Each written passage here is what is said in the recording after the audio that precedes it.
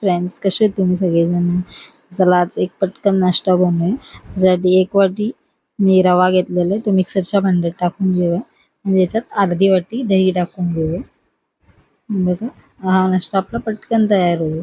अर्धा चमचा इथे साखर टाकलेली आहे मी आणि याच्यात मीठ चवीनुसार तुम्ही टाकून घेऊ शकता आणि हे आपण मिक्सरला ग्राइंड करून घेऊ. तर बघा, थोडंसं घट्टसर झालंय, त्याच्यासाठी मी इथे अर्धा वाटी पाणी टाकलेलं आहे. बघा, आणि परत मिक्सरमधून बारीक करून घेतलेलं आपलं मिश्रण तयार झालं. बघा, हे किती मस्तपैकी स्मूथ असं मिश्रण तयार झालेलं. जास्त पातळ पण करू नका किंवा जास्त घट्ट. जर घट्ट झालं तर थोडंसं पाणी तुम्ही ॲड करू शकता, कारण रवा आहे तो कधी फुलतो. इथे मी हे बघा असं मिश्रण तयार केलं आणि हे 10 मिनटं झाकून ठेवून द्या. तोपर्यंत आपण चटणी बनवून घेऊ शकतो. हे बघा, चटणी तर सगळ्यांना माहिती आहे, त्याच्यामुळे मी इथे चटणीची रेसिपी दिली नाही आहे. तुम्ही कोकोनट टोमॅटो कोणतीही चटणी बनवू शकता. तर इथे मस्तपैकी आपलं मिश्रण रेडी आहे. त्याच्यामध्ये मी एक इनोचं पॅकेट टाकणार आहे आणि त्याच्यावर थोडंसं पाणी टाकून आपण पटकन हे मिक्स करून घेणार आहे. बघा, पटकन असं मिक्स करून घेईल आणि हे मस्तपैकी फुलून येईल. जर आपल्याला जास्त वेळ असं भिजवलेलं किंवा तांदूळ वगैरे डाळ अशी काही भिजवायची गरज नाही आहे.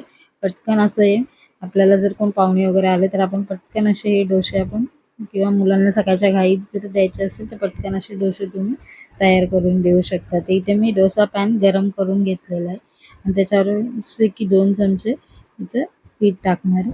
जेवढा मोठा तुम्हाला डोसा पाहिजे तेवढा तुम्ही पीठ टाकून घेऊ शकता आणि हे बघा मस्तपैकी पसरून घेऊया. तर कुठे तुम्हाला वाटतंय की हा डाळ तांदळाचा किंवा असा रव्याचा डोसा आहे जो पीठ नीट होत नाहीये, काय होत नाही, असं काहीच नाही होत. की ते मस्तपैकी आपला हा डोसा रेडी होतो. तर इथे मी 1 चमचा तेल टाकलेलं आहे याच्यावरती.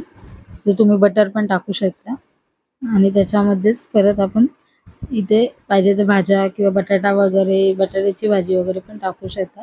हे मी फक्त थोडंसं बीट किसून, कांदा टोमॅटो असे किसून पत्र टाकलेले आहेत. असंच चटपटीत त्याला टेस्ट यावा, मसाला वगैरे. आणि सकाळच्या घाईमध्ये आपल्याला काय जर करायचं असेल तर जास्त टाईम नसेल तर अशा पद्धतीचा पण तो साधा डोसा न होता थोडासा चटपटीत असा मसाला डोसा पण आपला बनला वाटेल. आणि फक्त थोड्याशा भाज्या टाकलेल्या आहेत. तुम्ही कोणत्याही भाज्या, गाजर वगैरे अशा कोणत्याही टाकू शकता किंवा बटाट्याची भाजी टाकू शकता. जर तुमच्याकडे कोणती उरलेली भाजी असेल तर ती पण टाकू शकता. इथे 2 मिनटं शिजून बघा किती मस्तपैकी असला आपला डोसा रेडी झालेला आहे. बघा किती मस्तपैकी आपला कुरकुरीत असा डोसा रेडी झालेला आहे. तुम्ही कोकोनट चटणी, सांबार वगैरे असेल किंवा टोमॅटो चटणी वगैरे त्याच्यावर सर्व करू शकता. बघा किती गरम गरम आहे, त्याची वाफ येते मस्तपैकी आणि मस्तपैकी पटकन असा खायला पण एकदम मस्त लागतो, कुरकुरीत. जर ही रेसिपी आवडली तर नक्की लाईक, सबस्क्राईब, शेअर करा. थँक्यू.